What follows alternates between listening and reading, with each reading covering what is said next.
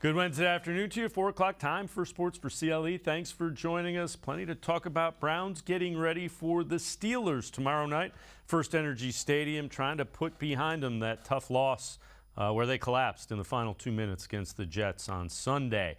Some good news out of Berea coming out earlier today. Fred Greetham tweets, Myles Garrett, Joel Bitonio, Jack Conklin, all expected to play. There was a little bit of question earlier in the week about those three. Also some news coming out of Berea. The Browns have activated Jordan Knoshik from the practice squad and Isaac Rochelle, both to the active roster. Let's welcome in Fred Greetham from the Orange and Brown Report, senior analyst. Fred, Garrett and Bitonio, that was concerning yesterday. Conklin back, all those positives for the Browns, and they need some right about now. Yeah, I think a little gamesmanship. I mean, we talked to Myles Garrett, obviously, after the game, and, he was, we talked about the fans booing and so forth. He didn't seem like he was in a lot of discomfort or anything like that, and he wasn't on the post-game injury report. But then we were a little surprised yesterday. We went out to practice, and he was listed as having a neck injury. We didn't see him on the field. So obviously, Myles Garrett's not on the field 2 days before the game. A little concerned, but I think that, he wasn't going to be held out of this game. You could kind of dictate by the moves. They didn't go out and sign a defensive end. They already declared Jadeveon Clowney out for Thursday's game on Monday. So you knew that Isaac Rochelle would probably be promoted. And then you had Chase Winovich, who's the third defensive end, put on injury reserve. So if you didn't have Garrett, you really wouldn't have much left but the two rookies. So, yeah, I'm not surprised he's not playing, or he is, that he isn't sitting out. That said, I mean, Conklin, I think this should give a boost to the offensive line. I think it was very positive news that James Hudson played pretty well the first two games. He wasn't a problem.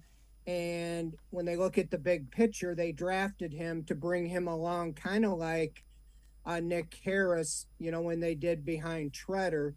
They have a decision to make with Conklin at the end of this year. He has a big salary, at the end of his contract. So I think that that would be a shot in the arm, putting Conklin back in there. I think this was the plan all along, was to have him ready for the third game of the year against the Steelers. It makes sense.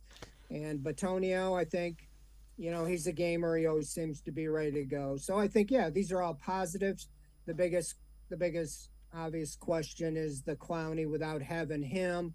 But you didn't have him for the second half of the game the other day. They scored 17 points when he was out. Whether that was a big factor or not, Garrett said it was. So it's going to be on the young guys, Alex Wright, Isaac Rochelle, and Isaiah Thomas, to step up and make some plays and get some help there, from Joe Woods, creating some blitzes or something a little more aggressive, to get some pressure on Trubisky. What about the benefit of playing on a quick turnaround? Is there one for the Browns? To me, I think it's a big benefit just because they don't really have time to dwell on it or think about it. I mean, that was right up there with, and I've seen a lot of them. I covered the collapse with the Bears. That was the last time I think there was a 2,200 and some odd games that the last time somebody collapsed 13 points in the final 2 minutes, and that was the Browns and the Bears in that overtime game when they gave up 14-point lead. And then the Dwayne Rudd, that was another one. I think it was 2002 where they snatched, defeat out of the jaws of victory. I mean, they're sitting there celebrating, and he rips off his helmet. We all remember, gave the Chiefs another play. They got a first down. They kicked the field goal. So, some horrific Browns memory, they can get that out of their mind. Sure, you'll sit about it and think about it when you look back at the season, but think about this. You beat the Steelers. You're 2-1. You're in first place. I think a lot of people would have taken 2-1. You would have liked that 3-0, but if you could have had 2-1 after 3 games, be in first place with a backup quarterback, going into the Falcons in fourth game, I think that would erase. And you think about it, in Stefanski's first year, Dave, in 2020, they went over to Baltimore and got humiliated by the Ravens. I think it was 38-6. Everybody said, "Oh my gosh, what kind of a season's this?" They came back home on the short week on Thursday night and played the Bengals and beat them 35-30. And everybody forgot about that first, loss to the Ravens. So I know the Ravens and the Jets are a little different in teams, but all things being said, that's the way it is in the NFL. It just seems like when you expect a team to win, they don't. And sometimes when you expect them not to win, they do. So hopefully they'll be able to get that out of their mouth. And I would think pride, if nothing else, with that defense would come out with guns a-blazing to try to continue to, cause the Steelers offensive havoc. They have not been playing very well on offense. One of the things that the Steelers know they're going to get from the Browns is that run game. Take a look, Merrill Hosh from Steelers.com on how the Steelers will defend the Browns running game. It's kind of interesting, the film breakdown. Take a look at Merrill Hodge. Now let's snap the ball here real quick, and you'll see it. Well, this couldn't be a bigger wall. Guys are pinning here, and then here's your guard coming around. You got pin, you got pull, and you have your runner in the canal here. Now, once you have all of those blocked, you can see how effective the Cleveland Browns really are. They run this well. Their runners are very good. They're very patient. It is a difficult running attack to handle. Now, what are some ways that you can disrupt the running attack? The Steelers did this actually against the Cincinnati Bengals. They run blitz it. Let's take a look at Edmonds right here off the slot. He's already peeking in. Now, he's going to get in the backfield. Watch how quickly he gets in the backfield. This is a run blitz, and it allows Mika Fitzpatrick to get into the box, and it allows all these other defenders to be really effectively aggressive at the line of scrimmage because he's going to blow the run up. He's going to blow the run up simply by how quickly he gets into the backfield off of the run blitz. I want you to watch the runner and the ball exchange when it actually happens. As we snap the ball, now I want you look at Edmonds already. He's already in the backfield. Number one killer in the running game, penetration, because this penetration here, without the ball carrier even getting the ball yet, you're forcing him right here. Well, when that happens, you have all of these unblocked defenders getting into the box. It's a great way to disrupt the running attack and affect the Cleveland Browns and how they run the football. So, Fred, the question is, what do the Browns do to kind of counteract a run blitz? Because that's what the Steelers' defense is known for, is that run blitz. What do you do if you think that might be coming? Yeah, you got, if Merrill Hodge, can figure that out, you would think with all the hours that Stefanski and Van Pelt and all them are looking at film, they have to come up with an answer. A lot of people were worried about the running game last week because the Jets, that was their strength, was their up front, front four, front eight. In the rotation, the Browns obviously put up 184 yards. So I'm not an X and O on the deep, exactly what they will do. But I would think that would create holes if you read that and a quick slant, into that position where the corner's vacating, to your tight end or the other back, those would make sense. But I think that the Browns will be patient with their running game. The Steelers, obviously without TJ Watt, are not as strong. You got the reigning defensive player of the year, and they're playing well, but not tremendous without him. So as far as that's where I think that you just continue to do what you do. If they shut down the run, you counter with that with the quick screens to Kareem Hunt, Nick Chubb. I like that they're getting them both involved in the passing game, and to the tight ends, and just create pressure. When there's blitzes, you got to be able to pick it up and beat the area that's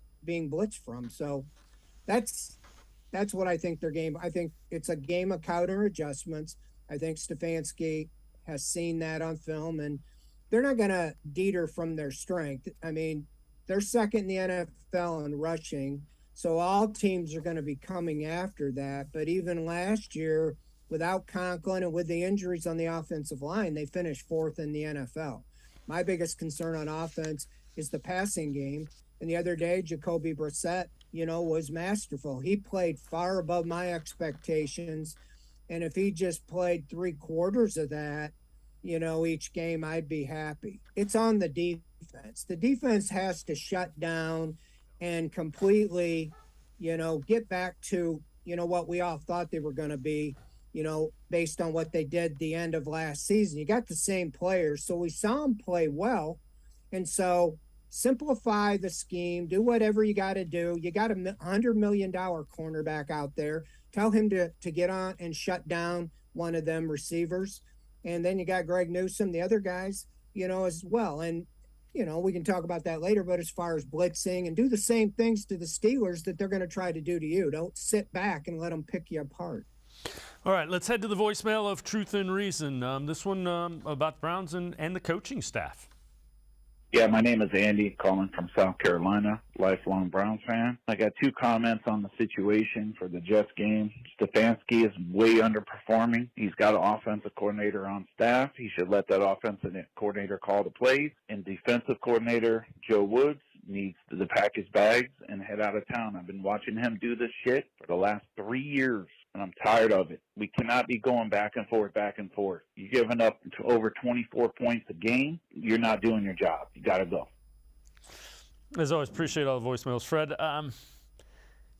as far as the play calling goes, they're averaging 28 points with their backup quarterback. I'm not quite sure what giving play calling duties up to Alex Van Pelt would do.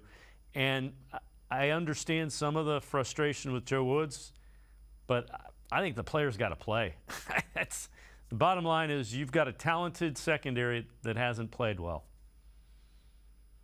Yeah, I mean, I agree. I mean, I've looked at some of the film with some of our film analysts at the OBR.com, and they break it down, even in that Panthers game, that there was plays there that the scheme was not the problem. It was Brissett, missed the throws, to Kareem Hunt and Amari Cooper, two probably easy touchdowns.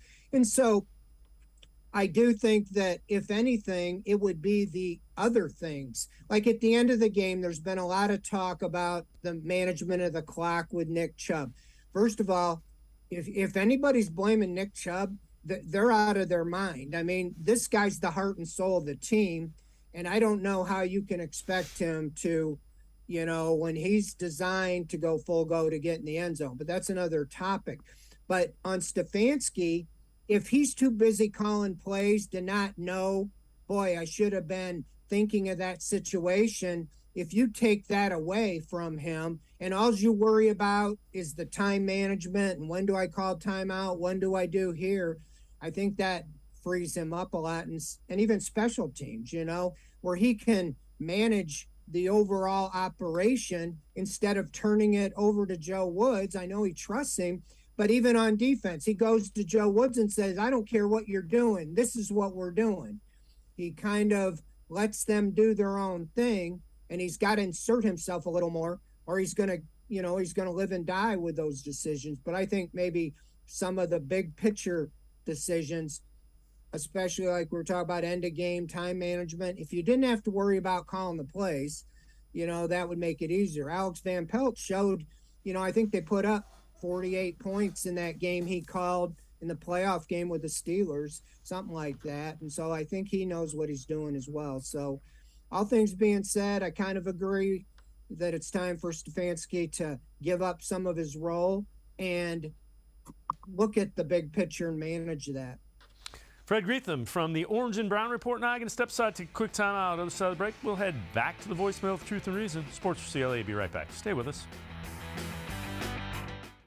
The The Ohio Lottery Partners in Education program recognizes role model students and teachers from across Ohio. Nominations can now be done completely online. To nominate a deserving teacher or student, go to ohiolottery.com. In the About section, find Partners in Education. There you will find links to the nomination forms. Students kindergarten through 12th grade can be academic all-stars. Teachers can be honored as a Teacher of the Month. The Ohio Lottery Partners in Education, where stars shine.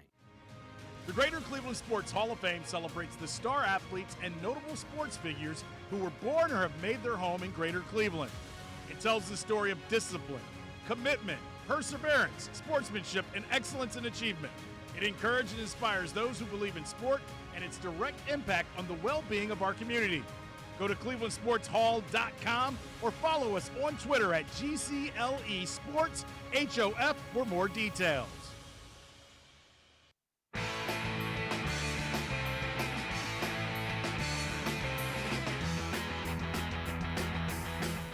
Sports4CLE continues. Let's head back to the voicemail of Truth and Reason. As far as I'm concerned, Kevin Stefanski has always said he would put his players in the best position to win. He didn't tell Kareem Hunt to not score. He didn't tell the kicker not to miss.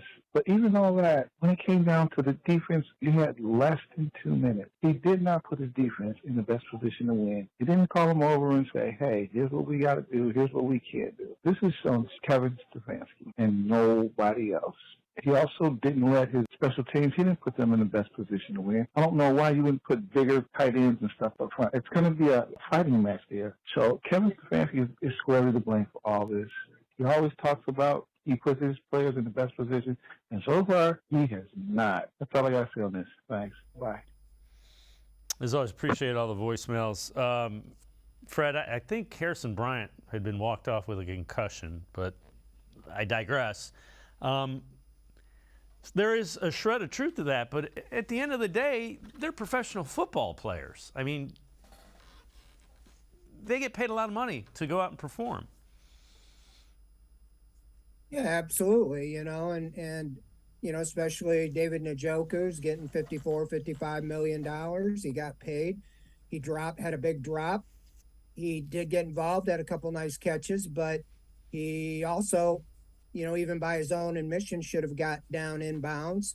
Brissett had only 5 incomplete passes in that game, and 2 of them he threw touchdowns that both guys couldn't get inbounds. So, when you're trying to, you're talking about getting paid and doing it, that's where it is. Harrison Bryant walked off, got cleared. He was back in the game.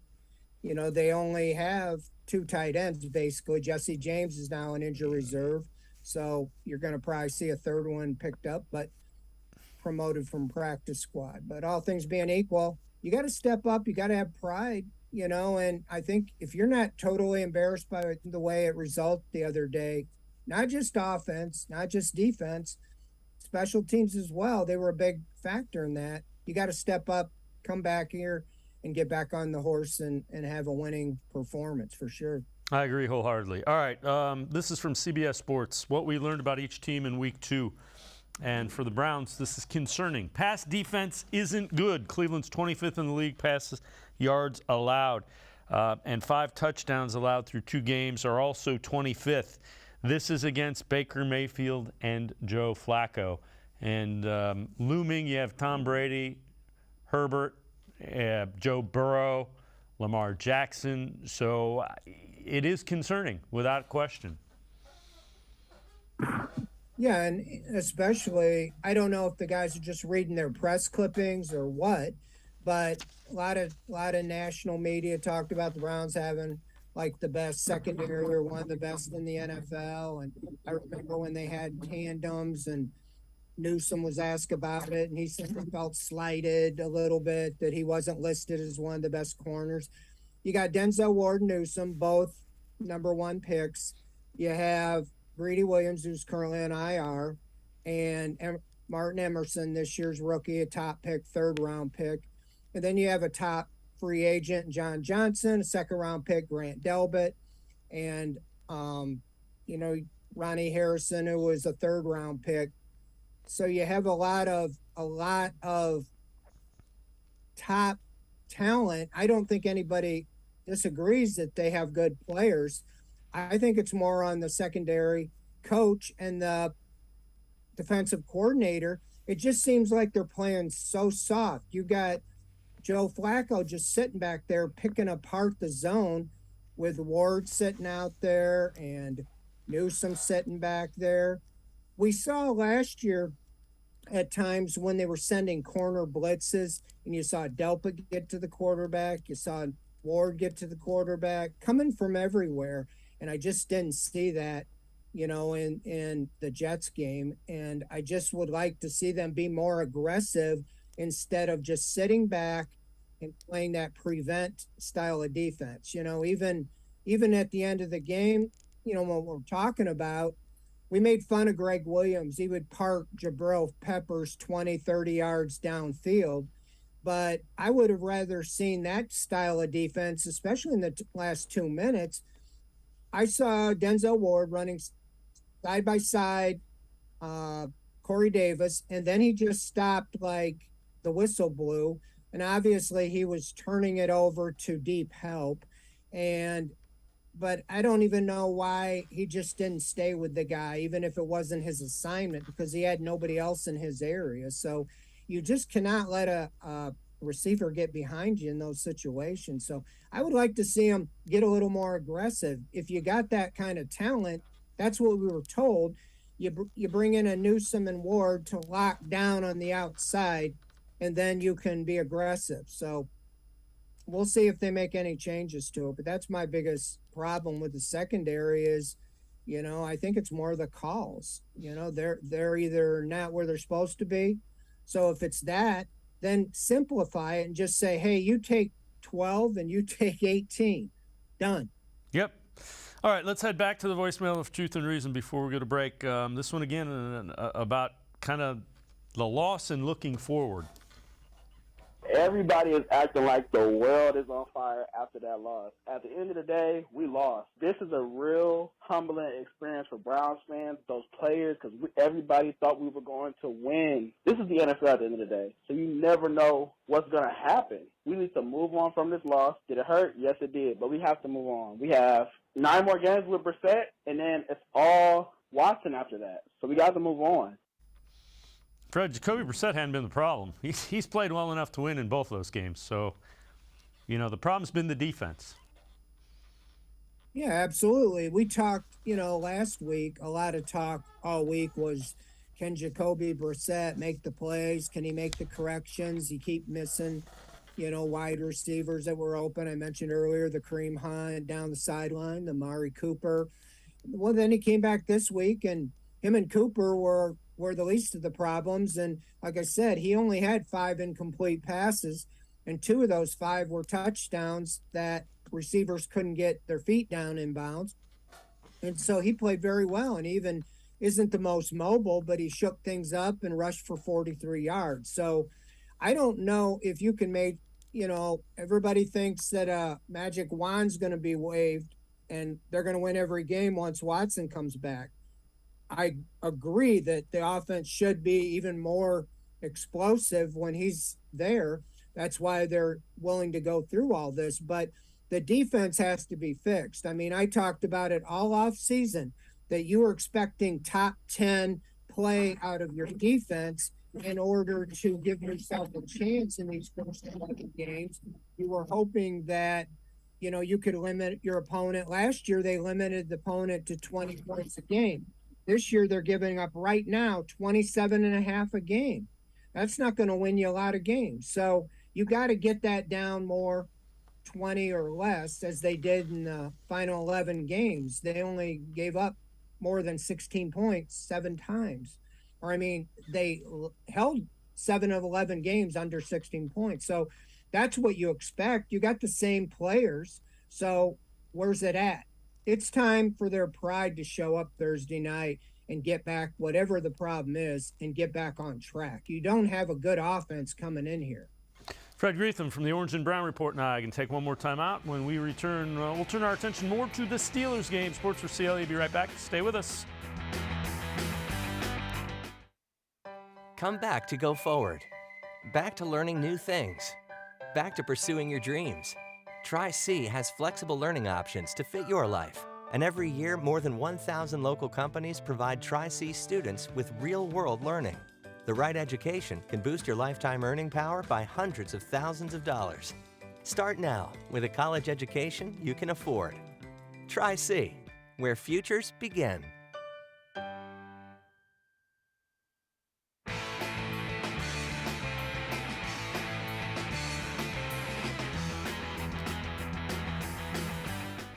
We continue talking Browns with Fred Greetham from the Orange and Brown Report. So ESPN, the biggest surprise for all 32 teams, and is it real or a mirage? So fourth quarter collapses for the Browns are the surprises, and the verdict is it's real. Defenses have been in a disaster late in games, giving up a total of 34 points in just 2 fourth quarters. Verdict is it's real. Fred, I guess the question is, how quickly can it be fixed, and is it fixable? Well, I think the talent's there. I just think it's, like I said, a pride factor to say, if you really, you ought to be embarrassed. You want to come out here and shut down the Steelers, and that's one way to put a lot of this to rest. I think that Joe Woods needs to reevaluate, maybe simplify things if they're having these miscommunications. I mean, in the first game, half the yardage came, on 3 plays. And then last week, we all know, that they held the team to 14 points through 3 quarters and then gave up 17 again in the fourth quarter.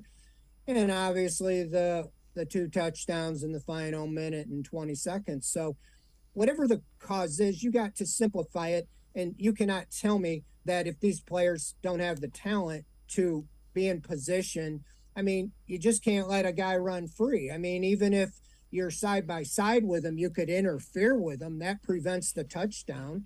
But when you just don't even cover him, that lets Robbie Anderson run all the way for the score. It lets Corey Davis run all the way for the score. You watch, Corey Davis had to stop. That ball was overthrown.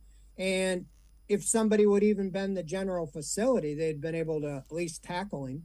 So I do think this is on the coaching staff to put the players in a position. And if they can't hear the plays, they can't communicate the plays, just go back to old-fashioned football. You cover this guy and you cover this guy and keep them in front of you. Do not let anybody get behind you. I mean, I was told that in junior high school football. All right, so how important is this game with the Steelers relative to the Browns potentially winning, the AFC North? As you look at it, there's only 3 teams in the entire AFC that are 2-0. So that tells you how balanced and crazy it is. How important is this? What are the keys for the Browns to win the AFC North? Well, I've been saying this for a long time. Your direct path to win or to get to the playoffs is to win the division. That seems like a no-brainer. But especially this year, you have 6 games in the AFC North. And I went back the last 15 years. Of course, the Browns have never won the division, since the team returned. But in the last 15 years, teams that won at least 4 out of the 6 games, it was 87, just under 87% won the division with either 4-2 record, 5-1, or 6-0. Last year, the Bengals won the division with a 4-2 record in the division. The Steelers won it in 2020 with a 4-2 record in the division. These games count double. We always hear how important it is. So for me, I have a story all about this coming out, before the game on the OBR.com. It's about the division, and tomorrow is a fresh start. It's the first AFC North game. So here's where you can refresh, push go, push do-over, whatever you want to call. Go out and beat the Steelers, and you're 1-0 in the division, and you have 5 left. And you play 3 with Jacoby Brissett and 3 with Deshaun Watson. So I think you're in position to get a jump start on your season. To me, it's all about winning the division and I would put all my effort into winning this game tomorrow. And then you worry about the Bengals and the Ravens when you play them, because that to me is the ticket to get into the playoffs. And it starts Thursday night. Gut feeling, do you think they get it done? Do you think they beat the Steelers? You know, I do, just because I think they are going to step up. This defense was embarrassed. I think they do have a lot of pride, and I think that they're not. In other words, it's not like they were trying to cover the receivers that are running open. They just got beat. Just they didn't cover them because they didn't have they weren't on the same page. And so that's where I think you're going to simplify it and go to some much simpler schemes on defense. And I think that they will get the job done. I don't know how or why right now, but I think the defense will, we'll see more of a full game. If we see a collapse again, I think you're going to see heads roll. I don't know if Kevin Stefanski will do it, but I think maybe from even above him. So that's what I see. I see it kind of like a 21-17 type game, Browns. As always, great stuff. Appreciate the time and the insight. Thanks very much, Fred Greetham. Thanks, David. Have a great day. Fred Greetham, make sure you read him. Orange and Brown Report. He is their senior analyst. We're going to step aside, take a quick time out, other side of the break. We continue talking Browns. Ashley Bastock from the Plain Dealer and cleveland.com straight ahead. Stay with us. The Ohio Lottery Partners in Education program recognizes role model students and teachers from across Ohio. Nominations can now be done completely online. To nominate a deserving teacher or student, go to ohiolottery.com. In the About section, find Partners in Education. There you will find links to the nomination forms. Students kindergarten through 12th grade can be academic all-stars. Teachers can be honored as a Teacher of the Month. The Ohio Lottery Partners in Education, where stars shine. The Greater Cleveland Sports Hall of Fame celebrates the star athletes and notable sports figures who were born or have made their home in Greater Cleveland. It tells the story of discipline, commitment, perseverance, sportsmanship, and excellence in achievement. It encourages and inspires those who believe in sport and its direct impact on the well-being of our community. Go to clevelandsportshall.com or follow us on Twitter at GCLE Sports HOF for more details.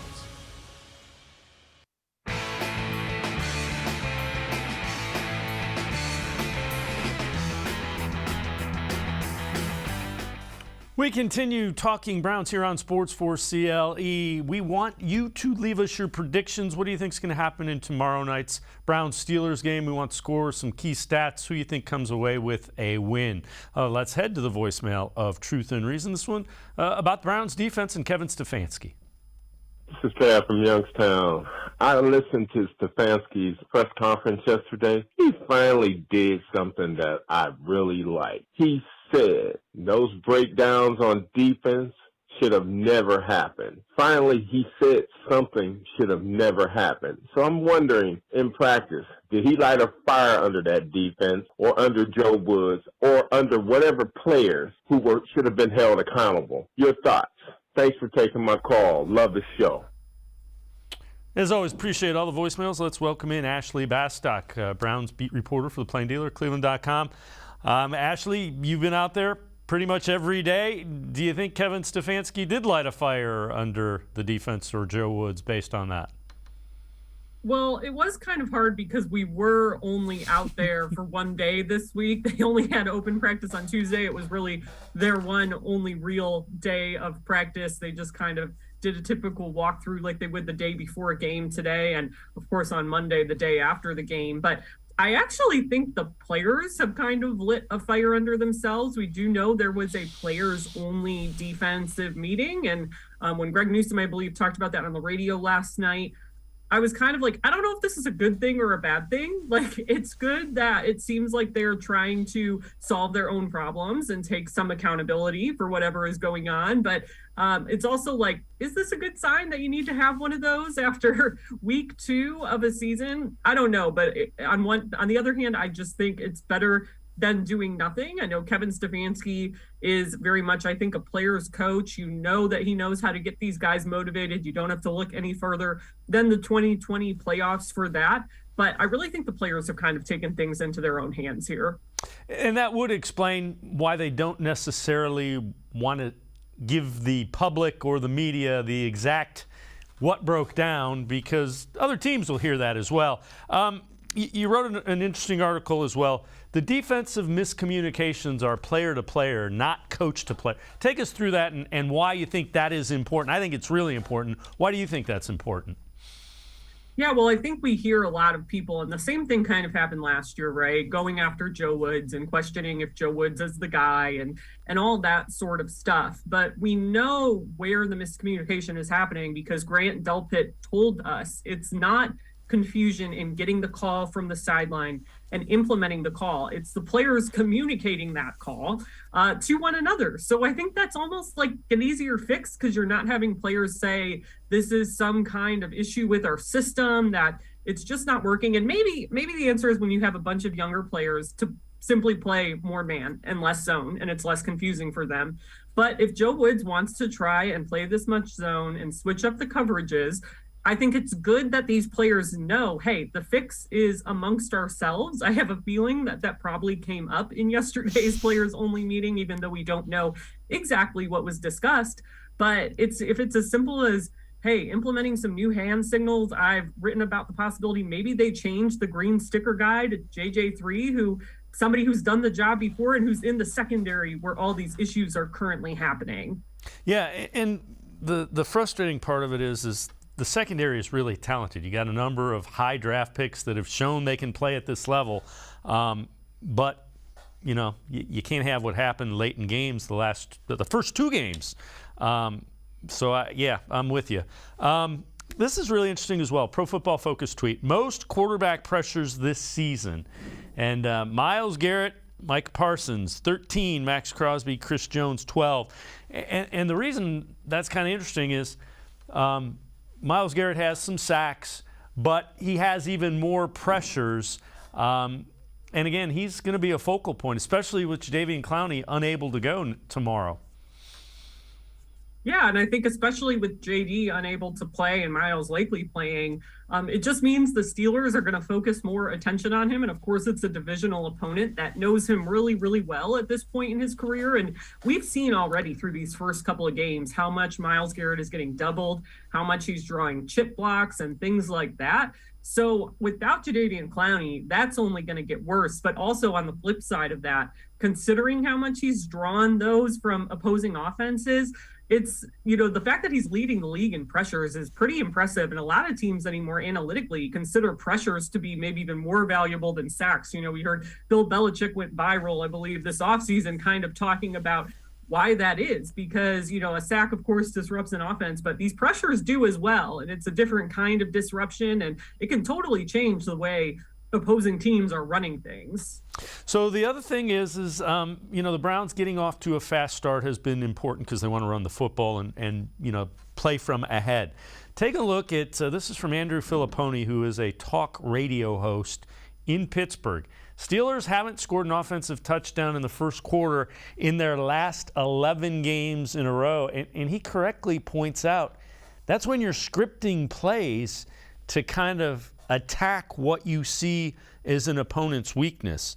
So again, if you're a Steelers fan, that's a troubling thing. If you're a Browns defensive fan, get after it early. Yeah, and this Steelers offense, I think this is the perfect opportunity for the Browns defense to kind of get their heads screwed on right, come together and fix some of these communications issues, because of course it's a rivalry game, it's a division game. I think if you're a fan of the Browns, the Steelers are a team, an organization that is never rebuilding. They're just reloading. They're always there, and you can't count on them being bad. Even last year, we thought they weren't going to be so great, and they ended up sneaking into the playoffs at the last minute. So I think, though, given the state of their offense right now, they've only scored 37 total points. I believe one of their touchdowns was a defensive touchdown as well. The Browns defense can't let them get hot early and break that trend, because that's exactly what they're going to want. You can't let Mitch Trubisky play hero. in his hometown, and you have to really fix those communication errors, because if any team's going to take advantage of that, it's the Steelers and Mike Tomlin. So you mentioned Mitchell Trubisky, obviously graduated from Menor High School, was Mr. Football in the state as a senior. He talked about throwing downfield and taking chances in this Steelers offense. No, it's there, and we had our opportunities. I think earlier I can take shots downfield.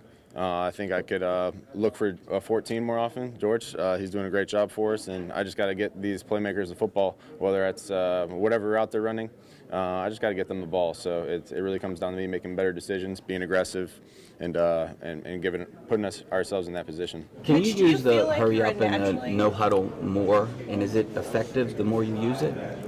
Pace has been a positive component for us this far, so we'd like to continue to build off that, and hopefully it can become more part of our offense for sure. So you've seen positive plays when we go tempo.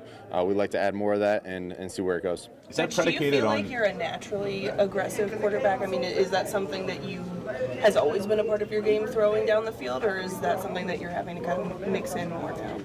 I like to throw the ball down the field. Why I haven't, given the certain looks, especially early in the game, I can't tell you exactly why, but we're looking for that. I'm looking for that. I like to throw the ball down the field. I think every quarterback, like deep down in the heart, likes to throw the ball as far as they can down the football field and watch their playmakers go up and get it. So we're looking for that, and we got to look for the right opportunity, right timing.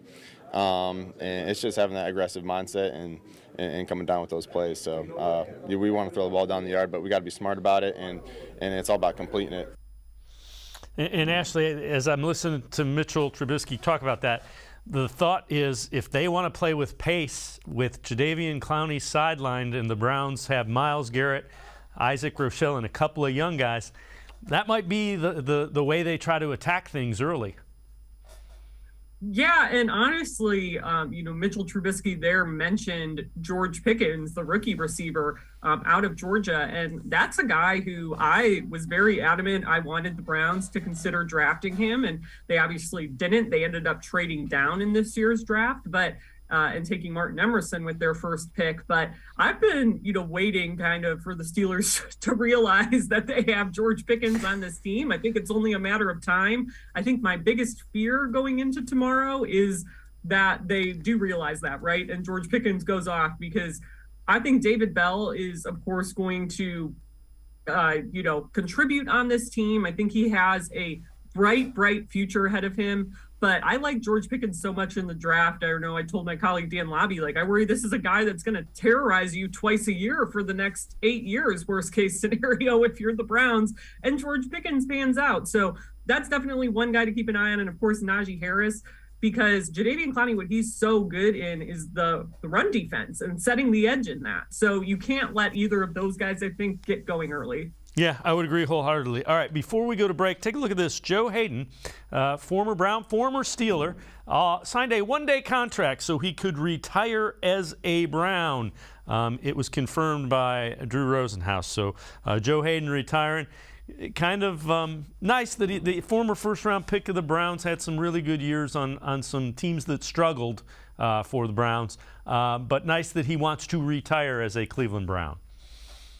Yeah, and this morning I thought, I think people forget, maybe not in Cleveland, but, NFL fans across the country forget how good Joe Haden was here, because the Browns were just so bad early in his career. But, as somebody who grew up in Cleveland, I'm 29 now. It's like Joe Haden, Joe Thomas, Josh Cribbs, Phil Dawson. Those are the guys that people my age kind of had during those bleak years if you grew up watching the Browns and being a Browns fan around this new era post 99, because he really was, I think it's very fitting, and I'm glad that we're getting to see this happen and him being honored in his own way now that he's retiring. Ashley Bastock from the Plain Dealer, cleveland.com, and I are going to step aside, take a quick time out. We'll head back to the voicemail of Truth and Reason, have a lot of your questions straight ahead on Sports4CLE. Stay with us. The Ohio Lottery Partners in Education program recognizes role model students and teachers from across Ohio. Nominations can now be done completely online. To nominate a deserving teacher or student, go to ohiolottery.com. In the About section, find Partners in Education. There you will find links to the nomination forms. Students kindergarten through 12th grade can be academic all-stars. Teachers can be honored as a Teacher of the Month. The Ohio Lottery, partners in education, where stars shine. The Greater Cleveland Sports Hall of Fame celebrates the star athletes and notable sports figures who were born or have made their home in Greater Cleveland. It tells the story of discipline, commitment, perseverance, sportsmanship, and excellence in achievement. It encourages and inspires those who believe in sport and its direct impact on the well-being of our community. Go to clevelandsportshall.com or follow us on Twitter at GCLE Sports HOF for more details.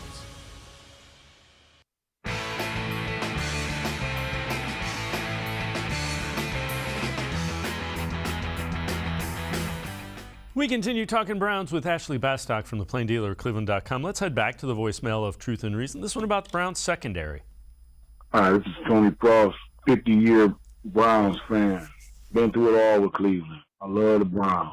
I want to say this about our secondary. We have very good ball players.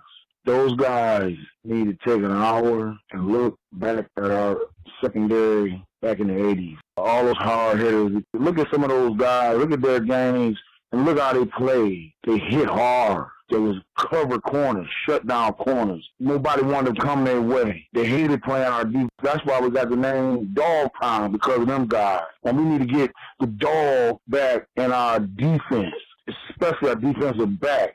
Thank you very much. Woof, woof, beat Pittsburgh. Appreciate all of the voicemails.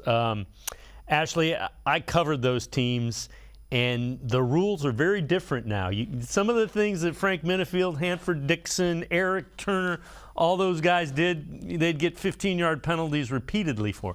Having said that, that secondary is too good to have the things that have happened the first two games. They're too talented. That's got to stop.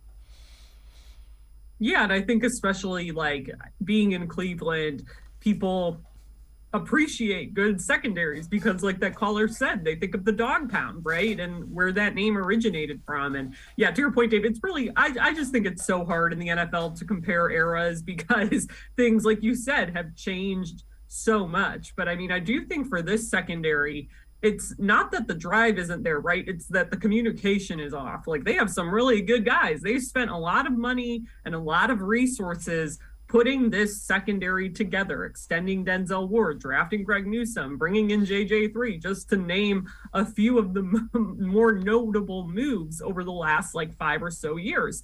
So I think all the pieces are there. I mean, I think when you look at this team's really good stretch last year, the Bengals game in particular, those guys match up really well with the Bengals. They basically made Jamar Chase a non-factor in the one game that was a real game, because obviously they played the Bengals the final week of the season when they rested most of their starters. But I do think the pieces are there. They really do have to figure out this communication issue and, again, get a feel for if there really does need to be a scheme change, if they need to get rid of some of this zone and go to man and try to lock those guys down. But overall, I still am very adamant that they have the right guys here on the field. You just need to get those pieces working together and meshing together now. Yeah, I'm with you. You know, right now they're playing like talented individuals. They need to play like a talented unit. I agree wholeheartedly with you. You did something on the Orange and Brown Talk podcast that you can catch on cleveland.com, Plain Dealer as well, about taking accountability for the mistakes. Take us through that and what you found there. Yeah, so I think overall with the accountability aspect of this team, we've seen that this week from most everyone. You know, Denzel Ward this week kind of said on the 66-yard play against the Jets, he said, well, it wasn't my coverage, but I'll take the blame anyway. So kind of half taking the blame, right? Because he's admitting he didn't think it was his fault. But basically everyone else this week has come out, like anyone involved in that Nick Chubb play, has basically said, yeah, Nick should have gone down, including Nick. He blamed himself, which I think is a bit too far. I still maintain the blame should lie with the coaching staff, and Kevin Stefanski said that as well. You have to have situational awareness and clock awareness there, and that's what this team is so good at. So I think this week, over and over again, you've heard guys taking blame. Amari Cooper taking blame for not recovering that onside kick in that loss to the Jets. So I think that's a good first step, really, that guys are, publicly willing to do that, because we all know how it is on these teams. There's a lot of guys, a lot of egos, a lot of money all involved in this. And if you have guys going at each other's throats, the season can collapse very quickly. So it doesn't seem like that's what's happening here. And to go back to the players only meeting we know they had, I do think, to nip anything in the bud before it starts, that's a good first step. And it's a good step that we heard these guys kind of say, hey, this was my fault, and kind of move on to the next one now. All right. You also wrote an article. So Chase Winovich is on IR. Jadeveon Clowney going to miss. So the Browns are going to be a little thin at the edge, the defensive end position, if you will. Couple of young guys that are poised for big things. Take us through your article on that as well. Yeah, I would tell fans to expect to see way more of rookies Alex Wright and Isaiah Thomas on Thursday because, the Clowney loss is a huge loss. Chase Winovich didn't play. I don't think he played any defensive snaps against the Panthers in week 1, but they were using him more against the Jets, and they even used him in some. They put 4 edge rushers out there occasionally, and he was in that defensive package as well. So they're down to these 2 rookies right now. Do expect to be contributors. And of course, Isaac Rochelle, who just got called up to the 53-man roster from the practice squad. But I'm so intrigued by Alex Wright, especially. He's got great length. We've already seen it. He's got 2 batted balls, 1 in each game this season. And he told me that wasn't really a part of his game in college, which is crazy. But I think that goes to show you how much higher Alex Wright's ceiling can be given where he went to school, UAB. And when he gets this NFL coaching and is around these NFL players like Myles Garrett, like Jadeveon Clowney, I really do think he's going to be able to do some interesting things. He also likes playing inside if they want to put him there. He said he always feels like he has a mismatch against most guards because they're not expecting how quick he is. So I'm intrigued by him, and I'm intrigued by Isaiah Thomas for a different reason. I think maybe the Browns kind of found a diamond in the rough there in the 7th round this year. He's known for, and in college was known for setting the edge really well. So I think they could use a few more than the 8 or 9 defensive snaps he played against the Jets. He's been battling a broken bone in his right hand, or a fractured bone in his right hand.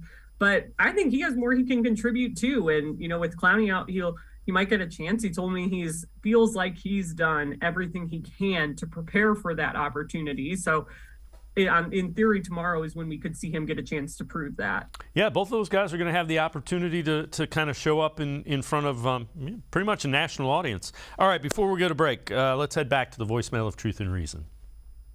Love the show. Love watching you guys. Love hearing the opinions. Go Browns. Big Browns fan. I just have a question for you. If the Browns have a mediocre season even before Watson gets here, and it's a losing season, and they keep making these mistakes, do you feel like there will be changes made by the front office and the coaching staff, or do you think they stick with Kevin and the rest of his staff and they wait for Deshaun next year, or do you think if this year just doesn't pan out the right way they want it, they start making changes? Love to hear your guys' opinion. Go Browns. Woo, woo, woo. Appreciate all the voicemails. Ashley, I don't want to put words in your mouth. I think Kevin Stefanski, I don't see them moving on from. Coordinators are a different story if this season does not, correct itself, if you will. Yeah, I think that's probably right. I think it's always important to note that this front office is not a reactionary front office. And that's certainly different than what we've seen in the past 2 decades here in Cleveland, right? But Andrew Berry works very differently. I do think Kevin Stefanski is nowhere close to a hot seat or anything like that. A big part of that is because, hey, they're without the guy they're paying $230 million to for 11 games this year. So that's a lot to overcome.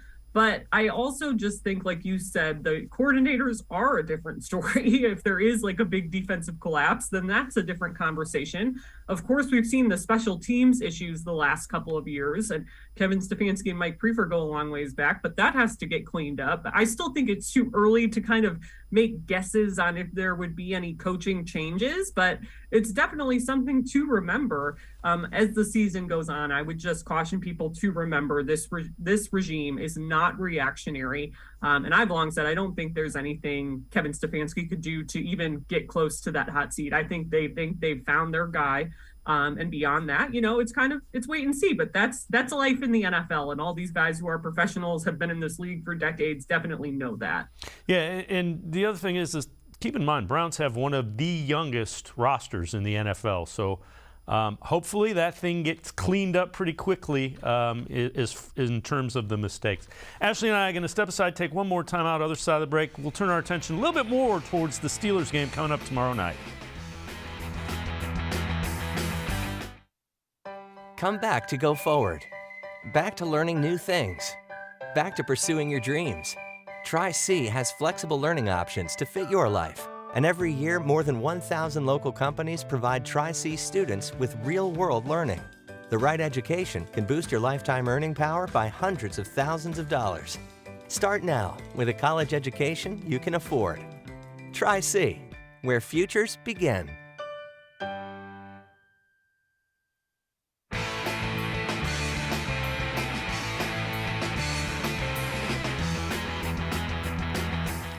Browns getting ready for the Steelers tomorrow night over at First Energy Stadium. CBSSports.com's Pete Prisco predicts the games each week. He has the Browns winning this one 24-23. Haven't looked great so far this season. They'll win it, but keep it close. Ashley, how do you see this one playing out? I can't argue the Browns, the late in the fourth quarter has been a problem. First three quarters, they've looked great in both games.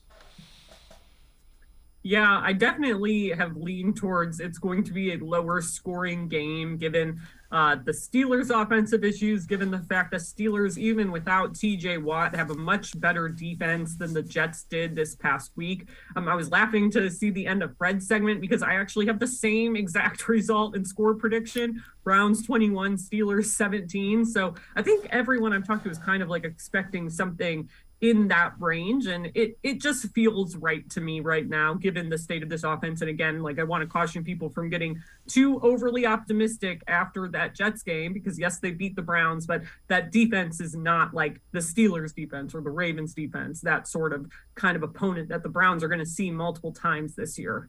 Yeah, and to your point with that, keep in mind the Steelers are a team that, yes, they lost to the Patriots 17-14.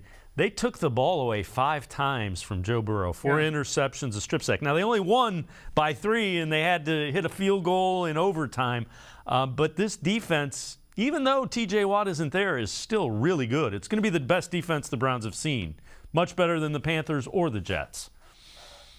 Yeah, exactly. And we talk about this week, we've been talking a lot about a guy like Minkah Fitzpatrick, and he's like going to be essentially the general right in the middle of that defense. And again, I just think when it comes to teams who know the Browns really well, the Steelers are certainly up there. And it's obviously a different story from last year. So much personnel has changed. They don't have TJ Watt, like you said. But overall, I just think they're always going to kind of be a formidable opponent, regardless of what we think about them going into any given year. And they have some pieces that have been on this defense for a while now, I think, led by Minkah. Do you think this is the week that David Njoku kind of gets rolling and has a big week? We earlier in the segment with Fred, we had the run blitz. One of the things you do of that, if you kind of see that and you can audible to some sort of screen or tight end screen away from it, that's a lot of trouble for a defense. Yeah, I haven't had a chance to dive in and figure out what David's numbers were exactly against the Steelers over the last couple of years, but I do think it's kind of only a matter of time until they have to get him involved because other guys are going to be accounted for, right? I think the Steelers are really going to be throwing as much as possible at Nick Chubb and Kareem Hunt. So David getting going on top of maybe Amari Cooper, building off of last week, I think would be huge. But of course, I think the other flip side of that is David's gotten to be a really good blocker. So that might help the Browns run game, even though they are going against a pretty good run defense here. When you look at it, who do you think some keys are for the Browns? Some key players. Key players? Yeah. Yeah. Well, I'm going to stick with my guy, Cade York, as one. I think he needs to bounce back this week. No easy misses. Of course, I wrote that big feature story on him recently. So I had a lot of faith from talking to him that he can do that. He's a guy who's obsessed with perfection, but also has found this way to live in the moment. And I definitely think this is his chance to put that into practice. And then on top of that, defensively, I'm going to say Alex Wright again. I think we should see him getting the start. I think he has to make a lot of plays with increased reps. He still has to produce and not look lost out there, not look like the moment is too big for him. So I'll stick with those two. And then on offense, I'm going to go with Kareem Hunt again. I just think he is so vital to, spelling Nick Chubb, confusing defenses, how they're going to line him up. If he's going to be involved in the pass game, the run game. I really would always like to see more Kareem Hunt, I think, regardless of what the outcome of any game is. Ashley Bastock, as always, thanks so much for the time and insight. Appreciate it very much. Thank you. All right, Ashley Bastock, make sure you read her in the pages of the Plain Dealer as well as cleveland.com. Want to remind you again, we want your predictions for the Browns-Steelers.